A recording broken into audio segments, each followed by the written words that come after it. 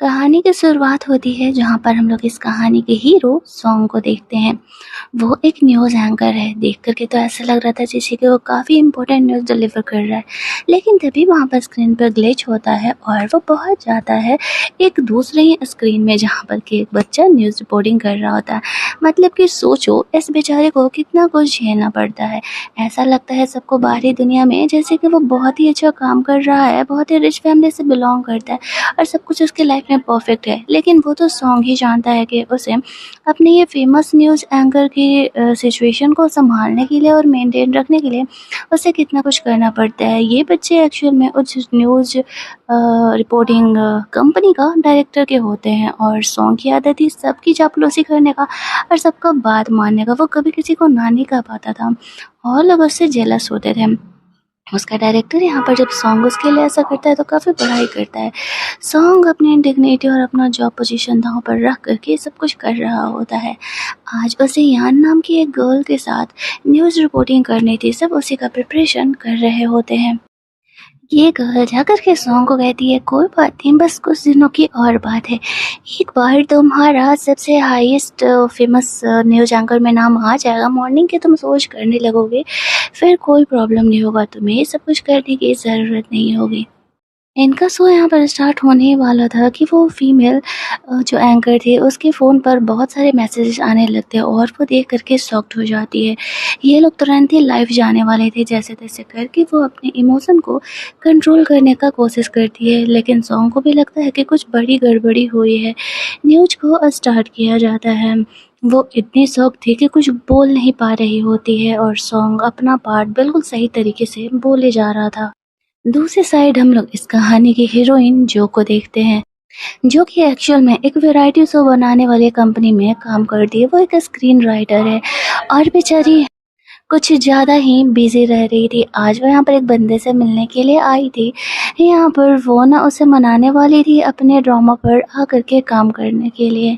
इनका डेट सही चल रहा होता है। वो इसे कन्विंस करने की पूरी कोशिश कर रही होती है, लेकिन ये बंदा ऐसी सोच पर जाने के लिए रेडी नहीं था। लेकिन हाँ, जो में वो इंटरेस्टेड ज़रूर हो जाता है। जो कि बातें सुन के जो को दूसरे काम के लिए कॉल आ रहा होता है और बेचारी को बीच में ही जाना पड़ता है। वो अपने शो की स्क्रिप्ट यहाँ पर उस बंदे किम को दे करके जाती है। इधर दूसरी साइड सॉन्ग और लोगों को उसके बारे में अच्छी गॉसिप करते हुए सुन करके मन ही मन खुश हो रहा था। फेक ही सही, लेकिन इमेज उसने ऑफिस में काफ़ी अच्छी बनाई हुई थी अपने। ये लोग यहाँ पर अब अपने शो की एंडिंग करने वाले थे। हम लोग देखते हैं कि उस गर्ल को, वो जिस लड़की को डेट कर रही है फ़िलहाल अपने हस्बैंड के अलावा, उसके फ़ोटोज़ उसके हस्बैंड भेजता है और यहाँ पर वो उसके ऑफिस में आ गया था। उसकी नज़रें उस पे पड़ती है। सॉन्ग उस बंदे को देख कर के पहचान जाता है कि ये तो उसका हस्बैंड है।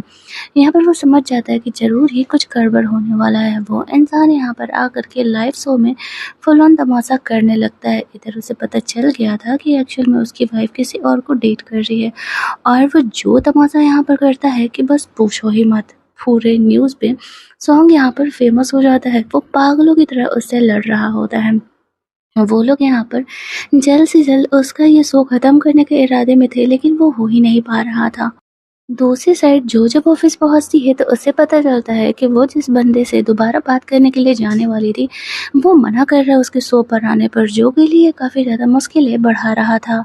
वो उसे जाकर के कन्विंस करने की कोशिश कर रही होती है कि ये शो हमारे लिए काफ़ी अच्छा होने वाला है, लेकिन वो ध्यान ही नहीं दे रहा था। वो उसे कहती है कि बताओ तुम किस लड़की के चक्कर में पड़े हो, मुझे बताओ, मैं तुम्हारी प्रॉब्लम सॉल्व कर देती हूँ। मतलब वो कौन सा काम नहीं करती थी अपने सोच पर एक्टर एक्ट्रेसेस को बुलाने के लिए, लेकिन वो बंदा यहाँ पर उसके शो में काम करने के लिए रेडी ही नहीं हो रहा था। फिलहाल वो काफ़ी फेमस प्लेयर था और जो को वो अपने शो पर चाहिए था। तभी यहाँ पर जो को पता चलता है कि एक्चुअल में उसका इस एंकर के साथ अफेयर न्यूज़ में रिवील हो गया है। अब वो बंदा जल्दी जल्दी परेशान हो करके वहाँ से निकलता है। जो परेशान हो जाती है कि कुछ भी उसकी लाइफ में उसके हिसाब से क्यों नहीं चल रहा है। दोनों की लाइफ स्टोरी हमें दिखाई जाती है। एक साइड सॉन्ग की कोई गलती नहीं होते हुए भी वो अपने डायरेक्टर से माफ़ी मांग रहा था और दूसरी साइड जो अपनी गलती मानने के लिए तैयार ही नहीं थे। वो कहती है इसमें मेरी क्या गलती है, वो बंदा बीच में ही फरार हो गया तो मैं क्या करूँ, मैंने भले ही कुछ किया है। अभी यहाँ पर हम लोग देखते हैं कि सॉन्ग को जो डायरेक्टर होता है ना, वो कहता है अरे तुम्हें माफ़ी मांगने की ज़रूरत नहीं है, वो हमेशा ही उसे अपने काम दे दिया करता है। उसे 9 बजे वाला न्यूज़ एंकर का काम करना है ना, इसी वजह से वो उसकी इमोशन का फ़ायदा उठाते हुए यहाँ पर उसे बहुत सारे वर्क दे दिया करता है और वो चुपचाप सारे काम कर लेता है। उसे तो सिर्फ वो 9 बजे वाला न्यूज़ एंकर किसी भी हालत में बनना था। वो डायरेक्टर उससे कहता है आई डोंट नो ये अच्छी बात है बुरी, लेकिन तुम इतने ज़्यादा फेमस हो गए हो कि पता नहीं तुम्हें जो मेरे ऊपर हेड बॉस हैं वो लोग 9 बजे का न्यूज़ एंकर चूज करेंगे या नहीं। वो वहाँ से निकल कर के वॉशरूम जाता है तो अपने फ्रेंड से मिलता है। उसका फ्रेंड भी इसी कंपनी में काम किया करता था। वो उससे कहता है यार तुम इतने रिच फैमिली से बिलोंग करते हो, काहे यहाँ पर आकर के इतनी मेहनत कर रहे हो। बाहर लोगों को एक्चुअल नहीं पता था कि सॉन्ग कितनी ज़्यादा रिच फैमिली से बिलोंग करता है। वो यहाँ पर उसके फ्रेंड से कहता है तुम्हारी मॉम मुझे बार बार कॉल कर रही है, कभी कभी उनसे बात कर भी लिया करो।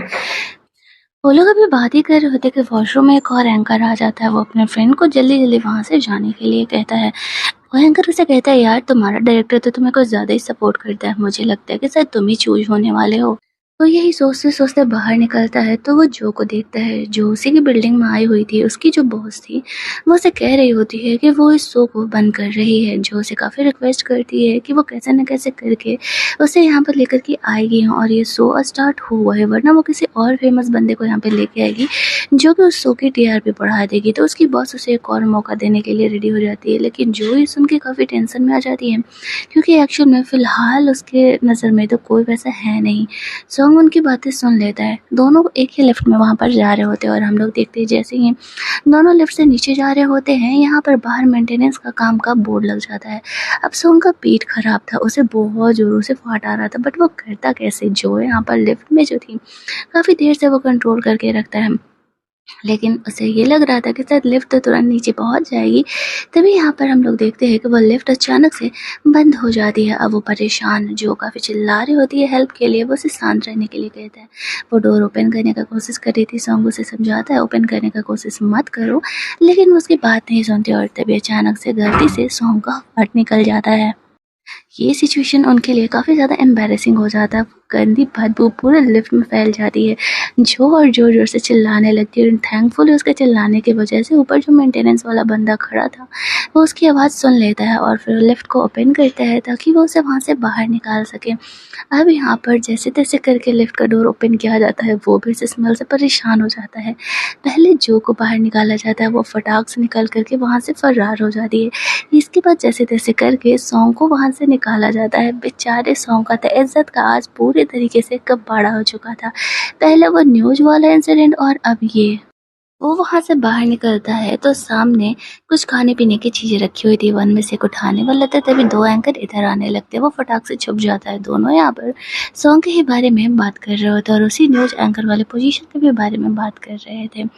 एक साइड हम लोग जो को देखते हैं जो कि अपने ऑफिस में कुछ नए लोगों को ढूंढने के लिए डिसाइड कर रही थी और दूसरी साइड सॉन्ग को एक रेडियो शो पर जाने का ऑफर मिलता है। उसकी मजबूरी थी क्योंकि वो शो का जो एंकर था वो वहाँ से फरार हो गया था। अपने डायरेक्टर को खुश करने के लिए सॉन्ग वो भी शो एक्सेप्ट कर लेता है, लेकिन कांड ये होता है कि जब वो शो पर जाता है तो उसे पता चलता है कि आधा स्क्रिप्ट तो है और आधा स्क्रिप्ट कुछ ज़्यादा ही अजीब है।